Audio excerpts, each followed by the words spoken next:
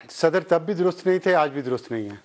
ये मुख्तसर जवाब है आपका। और इसके अलावा चतर चलाकी जितनी करनी है कोई करता रहे, उस पर तो कोई रोक टोक नहीं है, ना होनी चाहिए।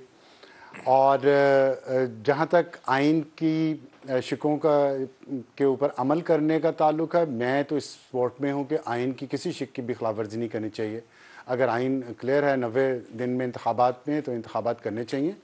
लेकिन ये हर एक मैं उठ के अनाउंस कर दूं कोई तारीख के जी फलानी तारीख को इलेक्शन हो जाए, मेरे पास इख्तियार ही नहीं है, सदर के पास इख्तियार ही नहीं है। अगर सदर के दिल में कोई डिक्टेटरशिप है या उनके अंदर कोई जरासीम है डिक्टेटर बनने का या परवेज़ मुशर्रफ बनने का या गुलाम इसहाक खान बनने का, तो वो उनका शौक़ मैं तो नहीं पूरा कर सकता कि मैं कह दूं कि वो ठीक हैं इस वजह से कि उनका शौक़ है वो पूरा हो जाए।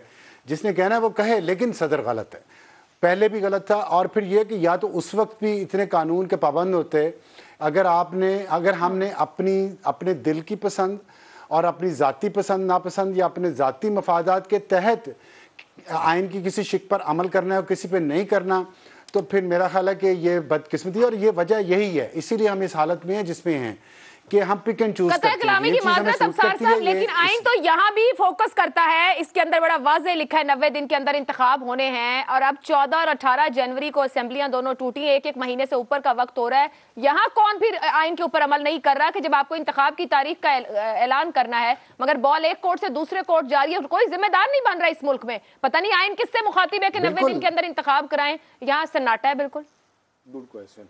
ये अभी ये फ्लॉ है ना, इसमें इस पे एड्रेस होगा, इस पे केस सुप्रीम कोर्ट में मेरा ख्याल है जाना चाहिए और इस पे डिसाइड होना चाहिए। लेकिन इसका ये मतलब नहीं कि अगर कहीं पे कोई फ्लॉ है, कहीं कोई गैप है, लूप होल है, तो सदर साहब आ जाए कि जी मैं अपनी मतलब जिथे देखा तवा परात होते गाँव सारी रात। ये सदर जो ख्वाब है ना, इतना बड़ा महल बनाया हुआ है सदर जिसमें रहते हैं, तो उसमें रहने के बाद ख्वाब भी बड़े हो जाते हैं, वो नहीं होना चाहिए। ये जो man on the horse back वाला कॉन्सेप्ट नहीं, इससे निकलें तभी सही अवाम की हकमियत होगी और ये आइन पे अमल दरामद होगा जब सब लोग अपने आप को आम इंसान समझेंगे।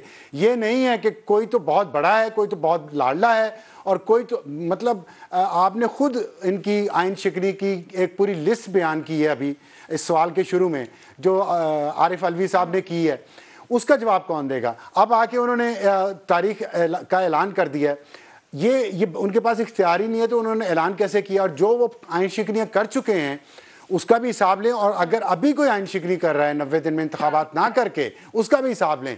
देखिए हमें इतना ईमानदार तो होना चाहिए ना, इंटेलेक्चुअल डिसऑनेस्ट तो नहीं हमें होना चाहिए ना।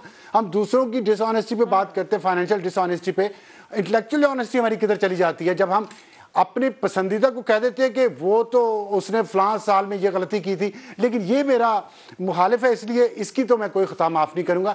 ये माफ़ कीजिएगा, ये इंटेलेक्चुअल डिसऑनेस्टी है। और इसी वजह से हम आज इस हालत में पहुंचे हुए हैं कि अगर देखें मेरा भाई, मेरा बाप, मेरी बहन किसी ने भी गलती की है, मुझे उसको भी गलत कहना चाहिए। मेरे दुश्मन ने अगर कोई सही काम किया तो उसे भी सही कहना चाहिए।